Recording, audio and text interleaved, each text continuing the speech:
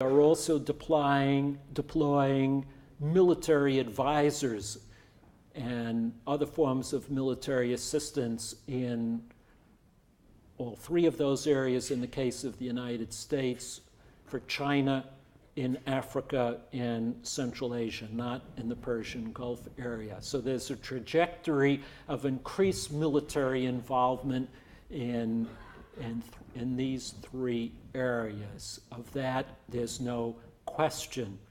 These are areas that are inherently unstable.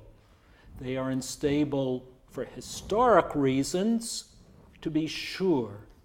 But the pursuit of oil and the production of oil in these areas makes them more unstable.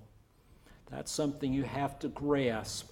Why? Because oil is the main source of wealth for all of these countries.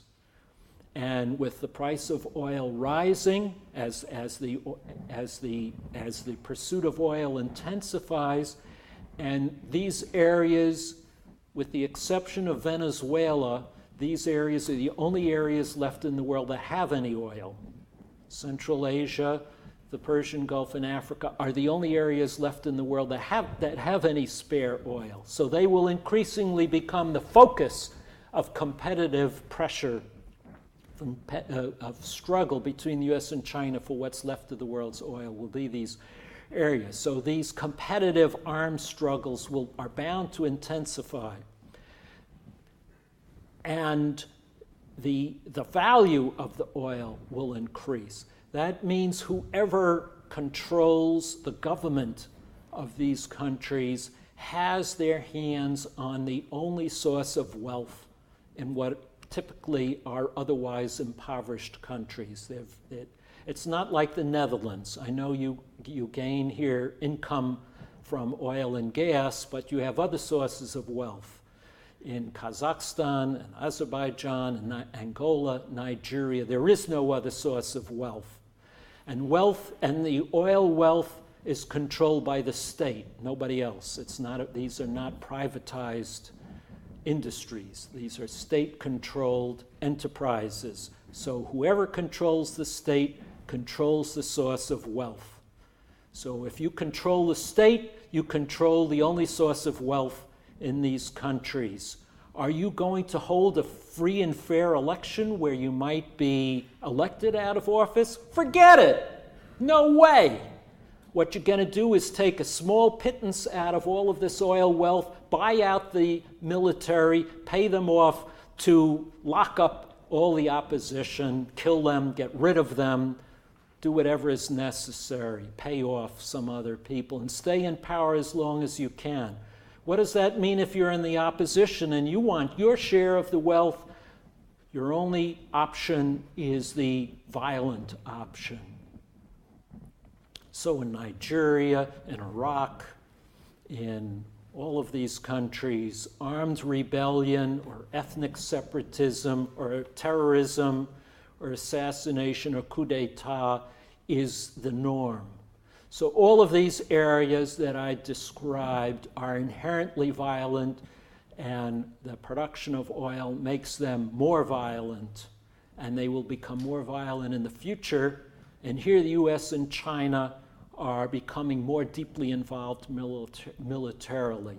So it's not that they are will choose a situation of coming into conflict with one another, but the possibility exists that they will be drawn into these internal wars willy-nilly on opposite sides and find their own forces unintentionally drawn into conflict. Does this sound like something that happened in history? Yes, it should. This is how World War I began in the Balkans. I will talk more about this after we take a break, very specifically in the Caucasus and the Central Asian region, where I think the risk is greatest. An unintentional escalation of local conflicts driven, fueled by this geopolitical competition between the U.S. and China for access to diminishing supplies of essential essential supplies of oil as the world supply dwindles and the need for it grows. So this is the overview that I wanted to begin with. It's a bleak picture, but there is no good news in this world. Why don't I stop there? And I hope that you will now badger me, question me about some of the points that I raised, and see if you could find flaws in my reasoning for a while. And then I want to focus on a particular area to see how this works in detail. Okay, you're first. Oh, I think you have to wait for the microphone.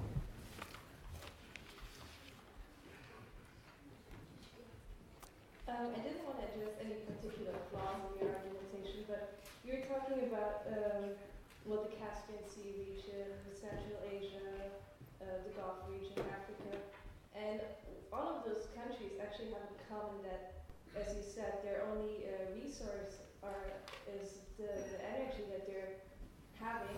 And I was wondering, because you didn't talk about Russia specifically, but as a matter of fact, Russia too its economy largely depends on natural gas. And unless the other countries that you mentioned, Russia is the only one that actually has a history of being a strong state. And I was wondering maybe how far the current foreign policy of Russia about